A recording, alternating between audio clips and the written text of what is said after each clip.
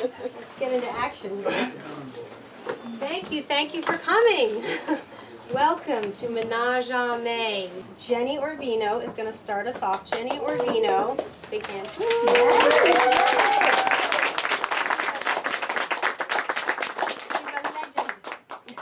She is the author of Poetry, Politics, and Passion, Poems, Personal Essays, and a Memoir of the late 60s.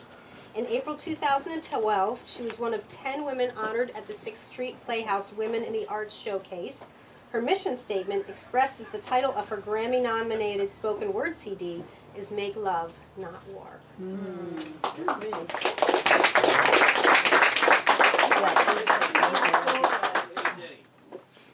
Thank you for coming, everybody. Isn't this fabulous? What a venue, what a nice, intimate place to do this kind of reading. Can you hear me? Yes. Good. I'll try to see you. Yes, Michael, I dress to please him. and I have to say that this first poem is by request, and it is Michael's request. It's called Improviser. I imagine walking into any place where you are playing music and ordering a designer martini. The bartender flirts with me and shakes it up.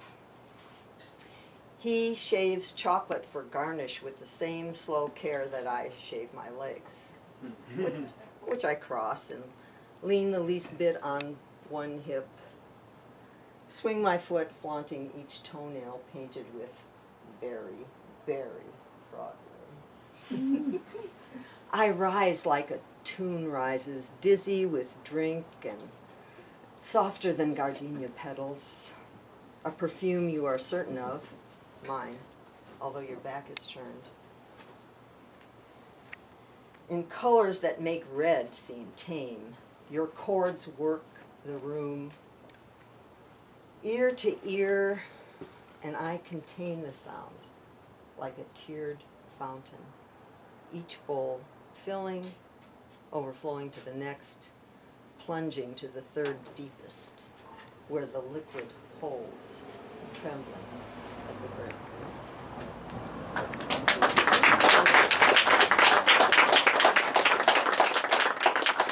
That's the one you wanted, right? Yes. Okay. And we're starting off slow. But I'll have to tell you, I don't think my poems have any bad words in them. Well, shit. Add a few words, right? Add a few words there. Yeah. I don't know, I was looking for them and anyway. So this poem is called Coffee Date, and from my 18 and a half years of experience in online dating, I've had plenty of experience in this, right? So they don't always turn out this way.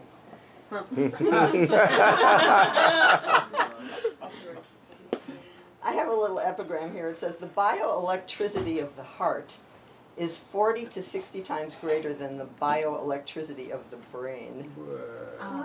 So, check that out. It's running the show, right? That's right. I read the dregs in my espresso cup like tea leaves. Did the way our smiles collide mean you want me to leave my marble-topped table sticky with spilled wishes and join you? Your left hand skims over a notebook. Your hair back in a dark ponytail shows off the stark face of an actor. Eyes clear brown like real copper pennies from 1946. You pull the chair out. Yeah, sit down. That smile again. A bolt like the shock of a knife in a toaster. Your ear is pierced with blue and silver stones, and between your front and second tooth is a speck my eye is drawn to. The little matter of your spouse at home, the matter of age and geography between us. If I could flick out that speck with the point of my fingernail, or wipe it out with my insinuating tongue, then you could stand in the center of fire with me, roast together, our outer selves blackening as we peel back to reveal the textured underskin where the truth resides. You can tell the truth. You don't know me.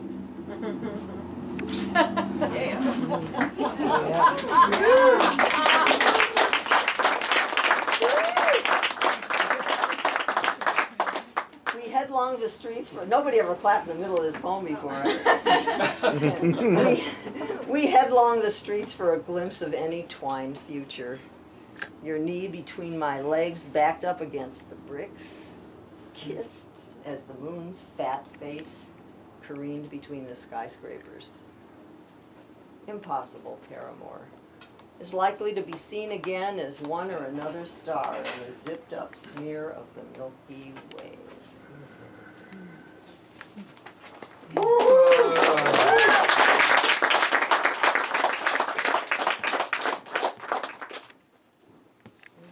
So this will be the last one of the first set. It's, if you want something done right, sex for one requires a decision. What to leave on and what to take off. A little twinge from where the blue jeans rub in just the right way and started. Or sunlight falling warm on the quilt in the middle of a quiet afternoon. No one is here. No one to call. Taking a book of fresh erotica from the nightstand or rereading a love letter stirs leaps of imagination. Now, when I was a girl, I saw faces of TV doctors or a close-up movie kiss. When I closed my eyes and pressed my hand there, I made a fold of silky panties and, finding the pleasure spot, ruffled it until the blood swelled into a pebble of sensation. As a woman, I learned to touch bare flesh, the wet of it, the shaved of it, the deep rose pink of it. Mask her, tie her, baiting, abating, master, mistress, mastering the mistress, turbulent, masturbulent, urbane, libation, her bait, ting, ting, ting. Massive baton, disturb, nasturtium, aster, her ass, baby, oh baby, mass, stir it up, turbocharge, master, aching. It's easy as yawning, delightful as dessert. There's no need to spell out how I like it. Tiptoeing through the two lips. I am my own truest lover.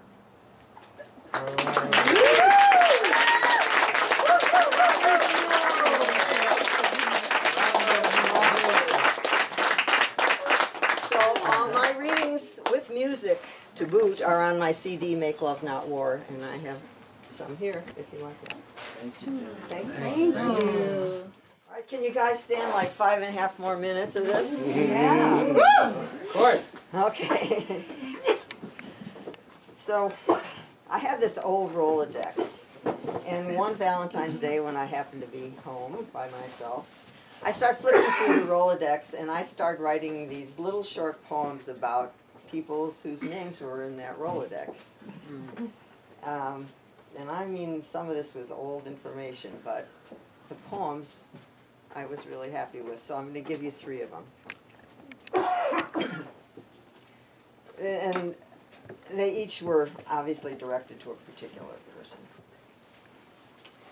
Reaching for you is like reaching to pick a ripe mission fig and finding gluttonous bees already there, eating out caves in your sweetness. But once, I held your weight in my hand. As the moon soaked us in orchid light, I swallowed over and over the spilled seed of your anticipated future. Well, all right. Knelt over you like I was giving birth to your lips. You emerged dripping like Venus from the sea, a crust of salt on skin you carried evermore as a condiment.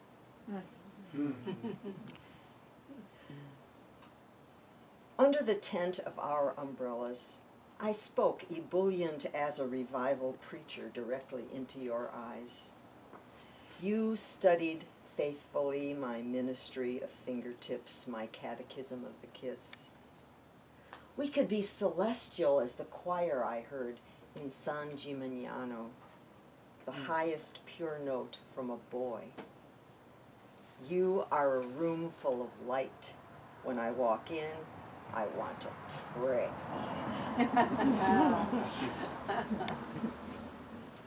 And then this is a little prose piece. It's on my CD as well, with some really great jazz with it. I wish I had that band with me right now. It's called Moon Dance. She is on her hands and knees. The 4 bed pillows are propped under her so she can rest her chest on them as her hands become occupied. People used to say this was like a commercial for good vibrations, so you'll see what you think. Her right hand holds the magic wand, which vibrates her vulva lips and rocks on her pubic bone. Her left hand pushes the ribbed 7-inch curve of private dancer up to the hilt in her vagina. The lover grasps her hip bones and teases her rosebud with the tip of his penis. He bends to kiss the muscled arch of her lower back. As he straightens up, he pours vanilla-scented oil into the crease between her buttocks, catching the excess to rub on himself. She is presenting her body insistently, backing toward him with her face on the bed, hips lifted to meet him. In, yes, in, to her most private opening. She squeezes tight and then releases into, yes, into further, into all the way in, so he can feel through the wall of tissue the dancer dancing. Like a French press coaxing the flavor out of finely ground coffee, he pulls back and then inches forward again. His desire to breach the last of her reluctance to be known so fully is tempered by his wish to be a gentle lover, a gentle man. The whir of magic drives a buttery steak from her clitoris to anus. She shivers and bucks so hard he grabs handfuls of her, thigh, waist, skin below the shoulder blades, to keep himself in place. He is riding a seesaw with the dildo in her, giving room and taking room. They are inflamed in turn by the ridges of the toy and the heat wave of vibrations. She is filmed with sweat, and he is flying on her fragrance. He rakes the skin of her back with his nails as he feels his scrotum pull up, the energy of wanting satisfaction ripping through him. In her voice, in her ear, his voice, a chant. Flame, go, honey, oh, real, star, stream, fuck sweet, you. Her interior muscles clasp. He is captive, going with her like a runner straining toward the tape. Gasping together, they take in a whole world of air, as he pulls her hands behind her. She tests her strength against the place he holds her wrists together. She strains and pulls as if bound by a cord. She bites at the pillow to stifle her cries. They are moving, meeting, meshing, like fresh water crashing into salt through a narrow sluice. There is no way back from this radiance. There is nothing to save them from this drowning.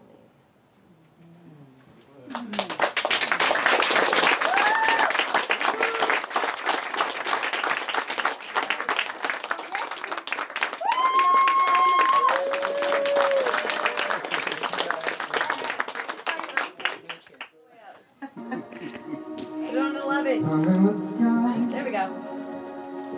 you know